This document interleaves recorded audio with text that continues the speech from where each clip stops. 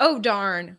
Pfizer's needle turns out to only be 33% effective against the spread of the illness, according to a new study. But just in the nick of time, Pfizer has a new pill for the illness that is about 90% effective against the illness.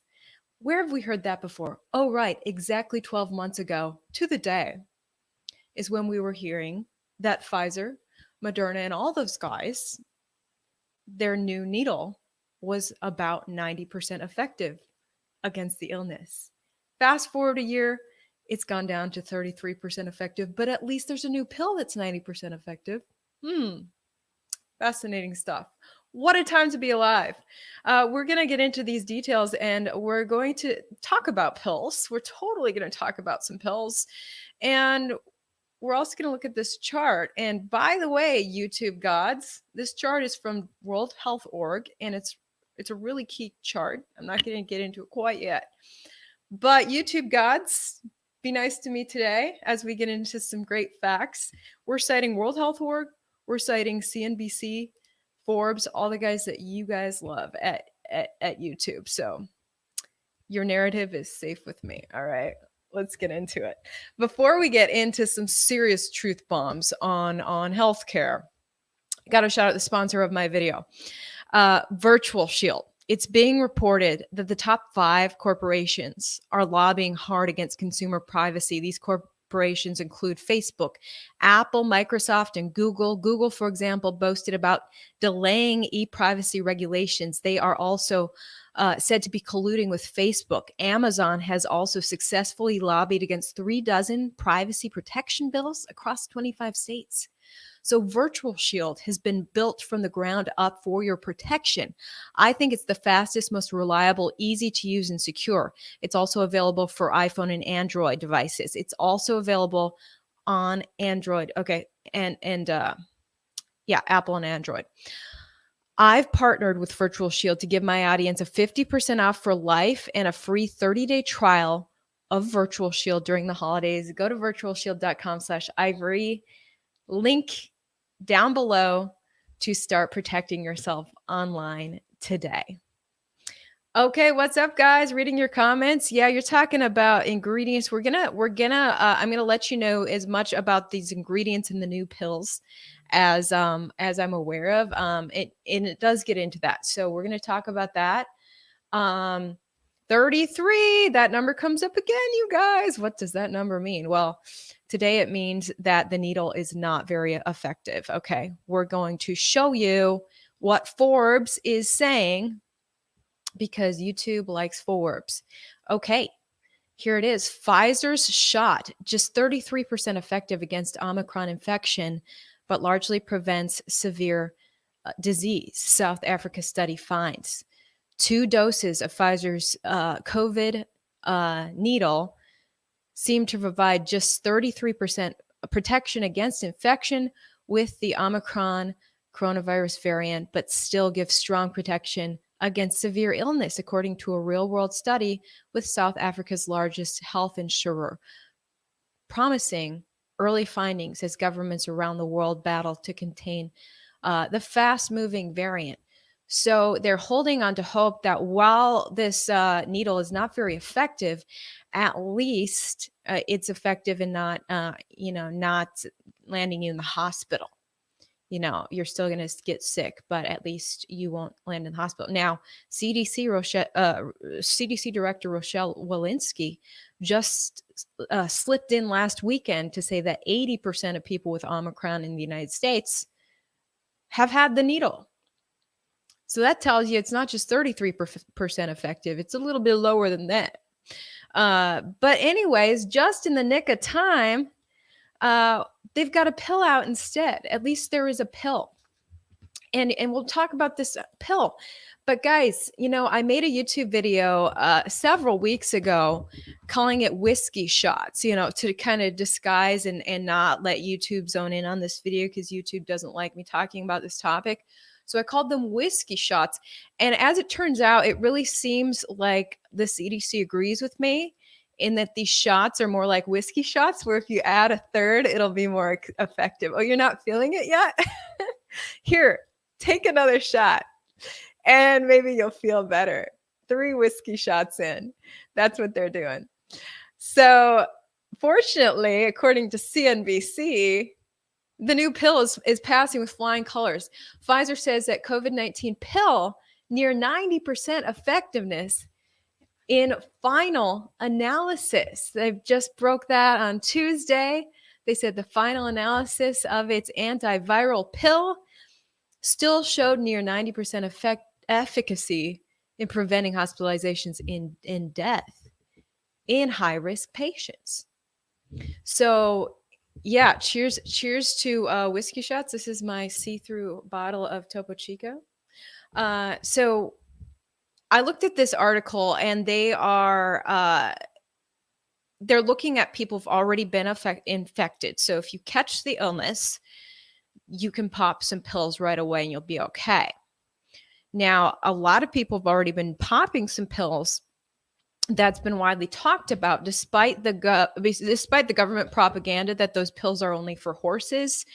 Millions of Americans and then people around the world have been taking the I word to treat the illness. It's actually been studied as an antiviral for years, and some really interesting studies on its effects on HIV, but it's more well known for parasite treatment. So the government took that and ran with it, with the I word being only for horse parasites. Never mind the in-depth studies that have showed great effectiveness against this new virus. So in this study of Pfizer's new pill, they looked at 1,200 people, and it showed that 89% effectiveness in preventing hospitalization and death compared to placebo. Nobody in the trial died with the Pfizer pill, but 12 of the people who had the placebo and caught COVID died. So that implied that this pill did prevent death. They want to call this new Pfizer pill Paxlovid. Paxlovid. Pills are taken, these pills are actually taken with an older antiviral called ritonavir every 12 hours for 5 days. So my question is, how do you know this pill is working and not the antiviral that goes with it? You're taking this pill. The study literally looked at people who were taking the new Pfizer pill alongside an old antiviral called ritonavir. You take the pill basically in the morning and at night for 5 days. It's really interesting because that I word pill is also taken for 5 days to treat your illness. So Pfizer expects the FDA will authorize the pill in high-risk patients soon. I bet they do. Pfizer and FDA sure like each other. There are currently 0 antiviral treatments authorized for the illness treatment by FDA in the United States. 0 antiviral treatments authorized. Isn't that something that we're nearly 2 years into this pandemic, and there's not a single antiviral pill even authorized, never mind approved. The FDA hasn't even authorized a pill. Nearly 2 years in to the worst pandemic in probably a century. Century ago it was the Spanish flu.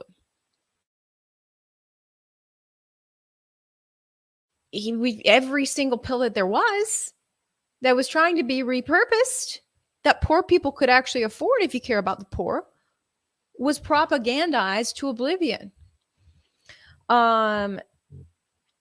So there are currently 0 antiviral treatments. The only treatment out there is the needle. And then Merck's pill called, okay, how do you pronounce this? Molnupiravir. Molnupiravir is what Merck wants to call its competitor pill. So Merck and Pfizer are going head to head, trying to come up with the best pill to treat the illness. And it's a toss-up between Molnupiravir and Paxlovid. But get this, in the study of Merck's pill, it only reduced hospitalizations and deaths by 30% in high-risk patients. Not too good. And it could cause birth defects. Oh, yeah, there's that. Which just makes me remember, some of the treatments in the early 20th century into the mid 20th century. There were various prescription drugs that were coming out that officials would say, no, this is fantastic for you. And then moms would learn down the line that it either made them unable to have kids, or their kids were born like without arms. So, and they're like, what? And then they realize, actually, one lady I know, uh, she was not able to have kids her entire life. She was, she was born, I think, in the 60s. And she didn't find out until much later that the reason she couldn't have kids was because of a prescription drug her mom was taking before giving birth to her. So it's like sometimes it takes decades to realize that these prescription drugs can have horrible adverse events with your children. It's really sad. So Pfizer's drug is part of a group called protease inhibitors. Now we're talking about the actual ingredients in Pfizer's new drug here. The drug is made up of something. One of the ingredients in it is a protease inhibitor currently used to treat HIV, hepatitis C, and other viruses. So I looked up what protease inhibitors are, and they're basically they prevent the virus from from breaking apart. Something in them stops the virus from breaking apart and forming more viruses. So anyway, Pfizer plans to have 80 million little packages of pills ready to ship all across the United States and in 2022. This article goes on to say that the Pfizer will eventually license out a generic version, allow other companies to make a generic version of this, but not in 2022. They got to cash out first. So eventually, middle to low income countries will get the new Pfizer pill, a generic version of it. But tough luck for them in 2022 because Pfizer is busy padding its pockets even more. So the middle to low income countries aren't going to be able to afford this fancy new pill that sounds a lot like the I word pill. US government has already secured 10 million courses of the Pfizer pill for $5.29 billion.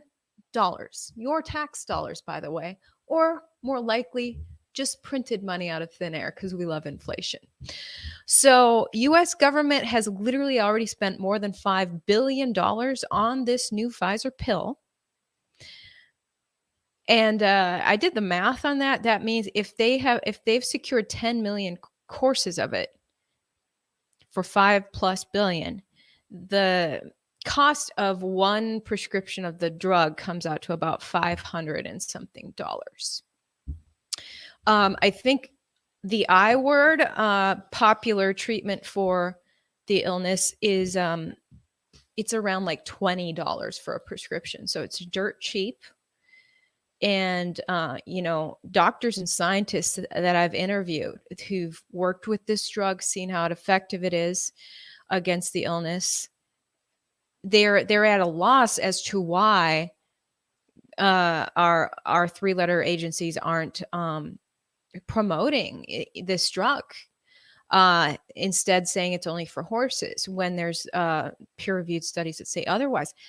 And they can only point to the dollar signs, the fact that the I word drug is only like $20 for a prescription or something. I actually have some of it with me right now. This is the stuff they say is for horse. It's horse paste. It's actually a pill. So, yeah, I'm stocked and ready for it. So that's the situation. Our government has poured 5 more billion of your hard-earned tax dollars into this new pill that they say is proven, or they say that a study proved that it was 89% effective. But then we have to rewind back to November, December of 2020, just a year ago, when the government very excitedly told us that the needle was 90%, 90 plus percent effective. Now that has shrank, that number of effectiveness has shrank down to 33%. So, how effective will this pill really be? We'll have to see. But I know many people who've taken the I word pill, including myself, to treat the illness and had, great results. In fact, multiple people I've talked to who were on their deathbed with the illness, their lungs were shutting down, and nothing else was working. The remdesivir and all that, nothing was working, and they finally got a hold of some I word, and their symptoms immediately, I'm saying within hours, started to alleviate. And within like 2 days they could breathe easily again. It was insane. So I've just heard too many of these stories, not to mention the big studies and the big analysis you can do of countries, which brings me to this chart and this peak right here. This is a World Health Organization chart of the nation of India. Here's April into May of 2021. The illness was spiking at an unreal level. I think the weekly average of new case was like 400,000. It was insane. And there were pictures in India of bodies lined up. So many bodies they were behind on burying and creating graves. What the government of India did at that moment was absolutely defy the World Health Org and mass disseminated the I word and the H word, the two drugs that YouTube shall not have named. So the government sent it out to everybody, and the whole world was shocked and disgusted that they would do such a thing. And once those shipments of the I word and H word were in the hands of every Indian, you can see the numbers right here just started to plummet. They just immediately plummeted right down.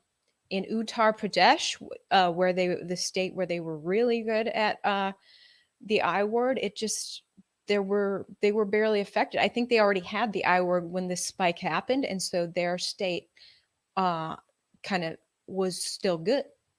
Well, the other states in India death went way up, and I think that's why Indians were like, "What's Uttar Pradesh doing? We need to copy them."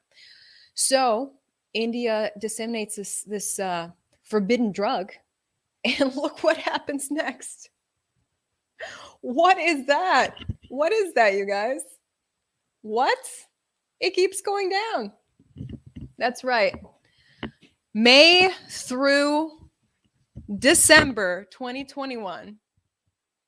Look at the illness rate in India in December of 2021 after months of disseminating the I word and the H word.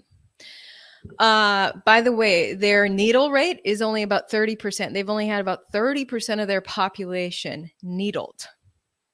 They're not doing a good job on that. And God knows why their rate is so low of the illness. But India has basically completely obliterated this illness. And it's a giant mystery as to why. Because we all, all the public health officials know it's not because of the H word and I word, right, YouTube? It would never be the H word and I word that would affect your health like this. To get back to perfect health in a pandemic, India has a 1 billion population. And they are just not spreading this illness around, even though they've been doing terrible at getting needled. So it's just an interesting thing. Oh, by the way, the top chart is the illness, just cases in general. The bottom chart is the death rate from the illness, deaths from the illness. So basically, I mean, it's pretty much the same. It's a very similar um, movement that you're seeing happen. A few more deaths than cases. Interesting. But yeah, nobody likes to really talk about what's going on in India. You would think having such a fantastic outcome like that other nations would be looking at what India is doing. Because if you look at other national charts in several other nations, what you end up seeing is a giant spike starting in July. You'll recall nation of Israel, nation of United States, nation of United Kingdom. They all got this huge spike in cases right here in July. It just went way up. I'm bad at green screens. There you go. It went way up right here, and they've been struggling. Australia too.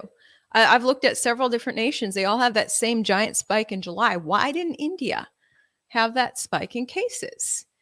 They had it right there, and then it was gone forever after they made headlines for mass disseminating the I word and the H word, which we all know are just silly to take because they're only for horses, and they're in the form of paste. Oh, wait, this one's in the form of pills. But yeah.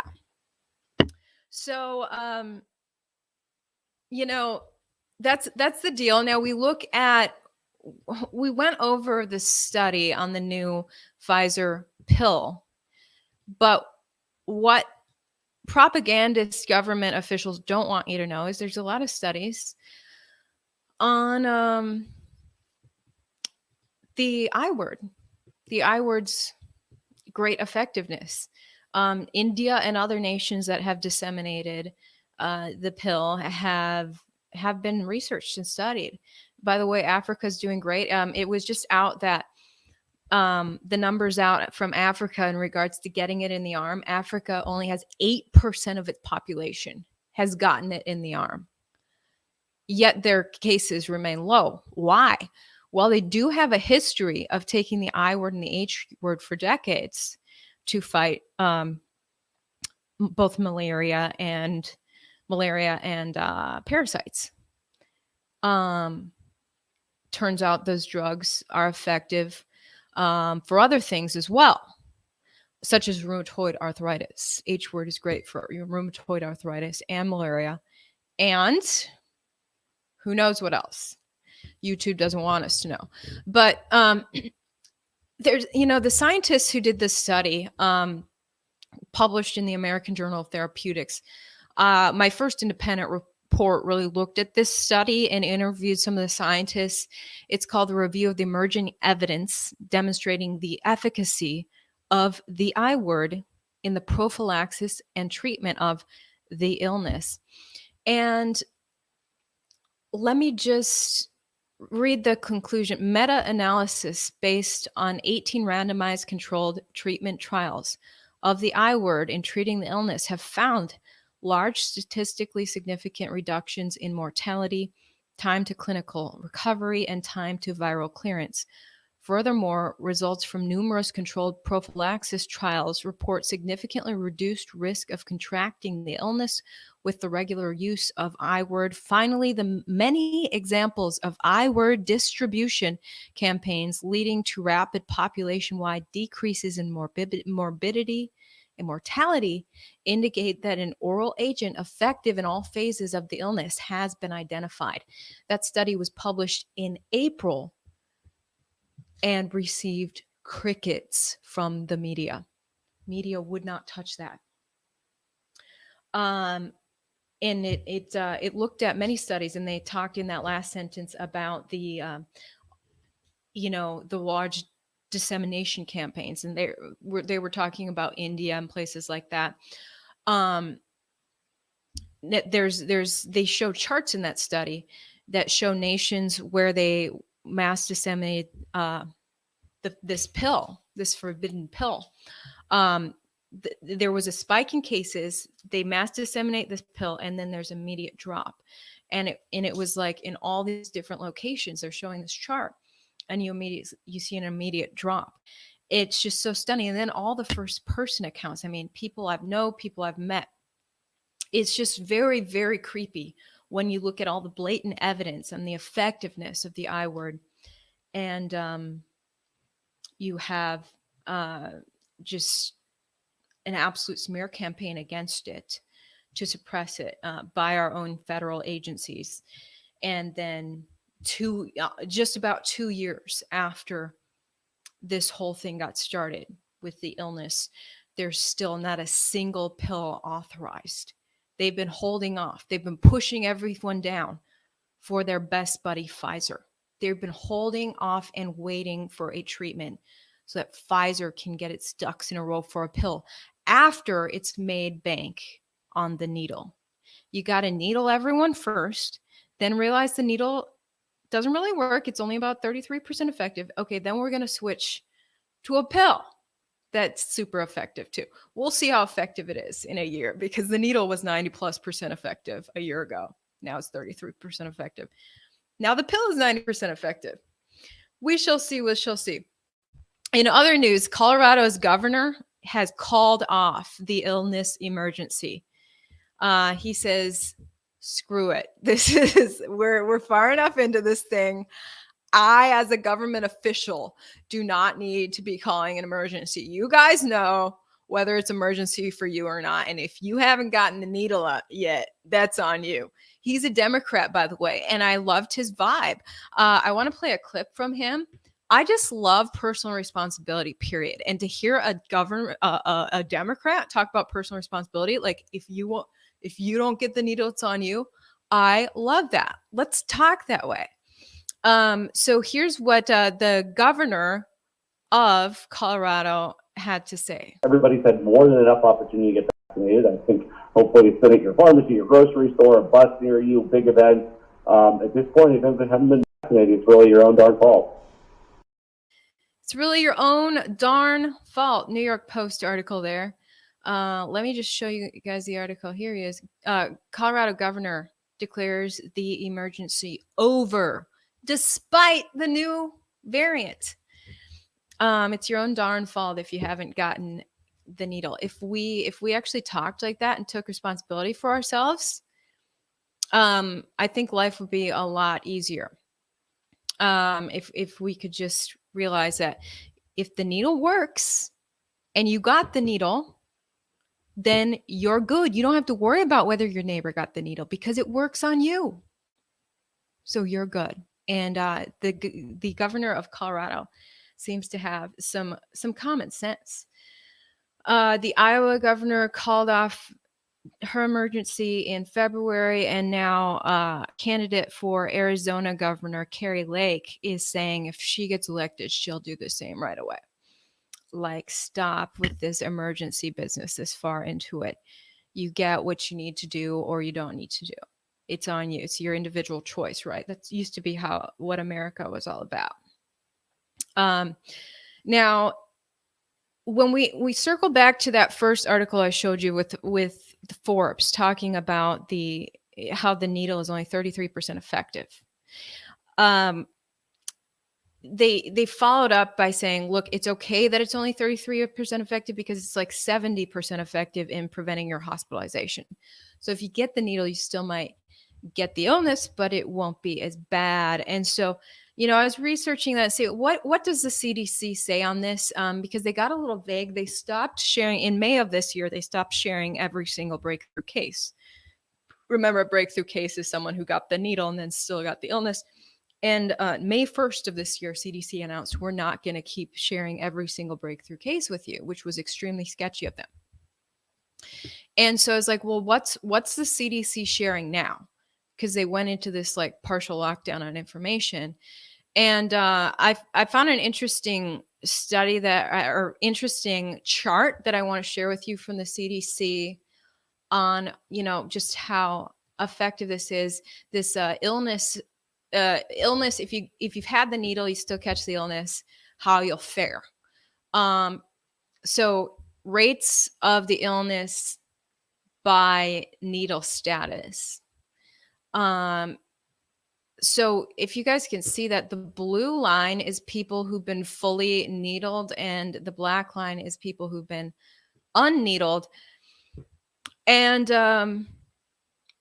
that's how much COVID, that's how much of the illness you'll catch. So you can see here, CDC is laying out that this is how effective. I mean, if you look at that chart, it's like, gosh, the needle really is effective. The needle looks extremely effective looking at this chart. That's the blue line is how many people have caught the illness after getting needled. It's a very low line. And then the black line of unneedled people looks out of control. And so then you switch to deaths. Here's the deaths chart. And you can see the black line of unneedled people is how many people are dying. So in August 21st of this year, unneedled people, 18 people died for every 100,000 in the population, whereas only one fully needled person died for every 100,000 in the population. So, it's a lot. This looks really dramatic. And it looks like, well, gosh, that's like a flat line. Like people are barely dying from the illness after having the needle. And so I don't know, it's just interesting to me that, I don't know, May 1st, CDC said we're not going to report everything about breakthroughs. And now they have this whole page that seems to be very transparent about breakthroughs. And it's like, dude, I don't know. How much do we trust? So many Americans don't trust anything anymore. So I look at everything that CDC puts out with a grain of salt. But I want to share this with you guys. And I hope the YouTube gods love me for that. This CDC data tracker website seems to show that the needle is very effective. Right here in September, unneedled people had 5%, a 5-time risk of testing positive, 5 times greater risk, and a 14 times greater risk of dying from the illness compared to fully needled people. So that is what the CDC is putting out. Meanwhile, Rochelle Walensky, director of the CDC, just on Friday, Saturday, quietly told the public that 80% of the people who caught Omicron were needled. So I don't know. Maybe it's true. Maybe it's true that the needle is at least effective in making your symptoms more mild. But I know that I have a friend who told me about a couple they knew who died. They got the needle. And then they died of the illness. So I am hearing of actually a few severe cases of the illness after getting the needle. So, and Rochelle Walensky talked about that too. So I'm just not sure. I'm not sure how honest the CDC is being. I just don't know. But I wanted to let you guys see that. And who knows? Who knows what the situation is? But the data at the top of this website, it's just interesting to keep this in perspective. The death rate from the illness. Okay, death rate from the illness right now today. If you factor in how many people over the past nearly 2 years have caught the illness compared to the current U.S. population, the death rate, not the current population of people who have caught the illness compared to those who've died from the illness. Death rate is 1.6% in the U.S. I think a lot of people do the math of how many people have died versus U.S. population. Of course, that is going to make the death rate absolutely negligible. But you have to take the percentage, the number of people who've died of the illness, divide it by the number of people who've had the illness, and you get 1.6% death rate in the U.S. The flu rate in the U.S., I believe, as I recall, has historically been 0.8%, I think. So the death rate from the illness is nearly double, about double that of the flu, but it's still a very small death rate. I believe, what was it? Swine flu was a dramatically higher death rate. Few people got it. It didn't spread easily, but if you did get it, you had a lot higher chance of dying. And like smallpox was out of control. I believe back around the 1900s, smallpox death rate was what, like 30%. If you got smallpox, 30% chance of dying. Really bad. Someone's saying we just lost audio. Can you guys hear me? Hope you guys can hear me. Sometimes it literally mutes on its own and I have to go and click unmute. It's crazy. So that's interesting to keep into perspective. 794,000 people in America have died from the illness, according to the CDC. That's the current number. Out of 49 million people. So, okay, 794,000 have died of the illness in the US. 49 million people have caught the illness in the United States.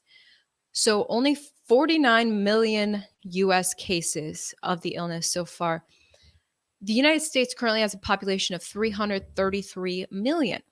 I finally caught it. I think I caught it in like August or something. I think it was August.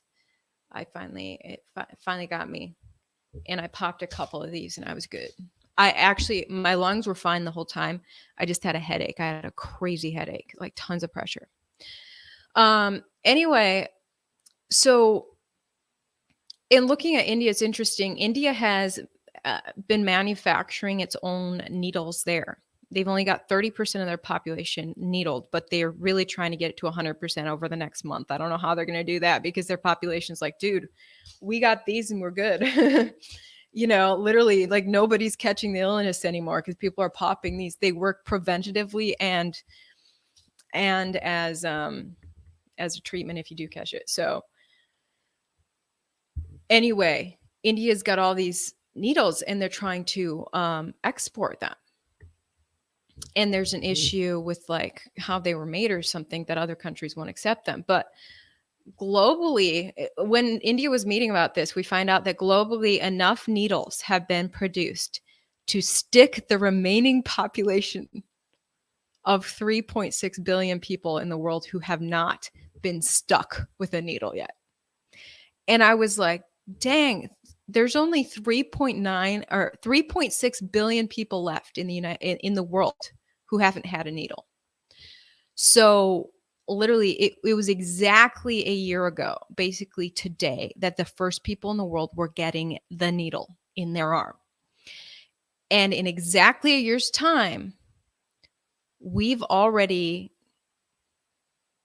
given the needle to 4 billion people.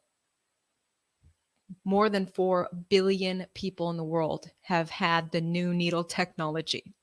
And there's just 3.6 billion people left in the world, which is a lot, but it's less than 0.5% of the global population, if I'm doing the math right. Yeah, because the global population is now 7.9 billion. It's growing fast. The world's growing fast. So that's just incredible.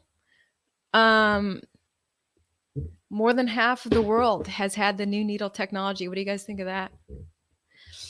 Yes, guys, I'm checking out your comments now. That's all I had to say.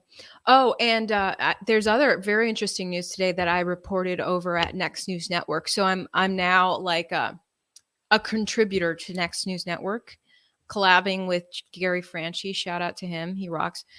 So over on their YouTube, I was just reporting today that there's been so many hospital staffers who've been fired due to not complying with mandates that it's falling through. Like the hospitals are desperate for staffers. So they're actually HCA Healthcare, which is a huge healthcare system, actually threw in the towel on it and said, screw it, we're not doing the mandate anymore. And we want to hire you guys back. So it's like, all right, if this continues, if enough people just say, okay, fire me, then the mandates won't work. But so many people have gone against their conscience and put something in their body that they were concerned about because they were worried about being jobless. And I think no matter what you do, you've got to stay true to your heart. So it just makes me so sad to see people who know that that doesn't belong in their body and they still put it in their body because they're so afraid of being jobless. Now, there were other people I know who loved putting that new technology in their body. They were very excited about it, and they were thrilled to be on the cutting edge of being the first people to get that in the arm. And I salute them for following their heart on that. But for you to go against your conscience out of fear of losing your job, like, oh my gosh, I don't know how my future will go, that's a crying shame. You need to put your heart before the money. That's what I did when I lost my job live on TV in June. And I was fully supported. The universe supported me. I didn't have a plan, but things come together for you when you follow your heart. So anyone who's still holding out, I think you need to hold out if that's what your heart's telling you, and force your boss to fire you. And we're seeing in these healthcare systems, so many people have done that some of the healthcare systems are caving and saying, screw it, we've lost too many great workers, we have to reverse this. So that's what you got to do. Do not comply with something that doesn't make sense to you. And that's my point today. Okay, I'm reading your comments. Oh, Ivory Fan for Life, thank you so much. Yeah, I saw you guys' post about merch. I'm gonna get some merch real soon. Working on it. So much going on. I actually just hired 2 people, a booker and a editor, because it's just been too much. I've got stuff over on my my website, linked in description, uncensored stuff, so I don't have to talk in weird code words on my website. We can hit some of these topics head on.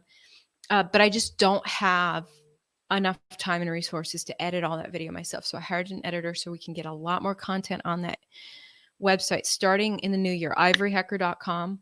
We're going to have a load of new uncensored stuff that the government doesn't want us talking about. So stay tuned. Yeah, okay, so that's what I got to tell you guys. I've got to run. I've got to shoot some more stuff for Next News Network. Shout out to them. They're a bomb YouTube channel, huge following, and I'm helping them out as well as I do my own. So have a great one, and we'll probably see you tomorrow.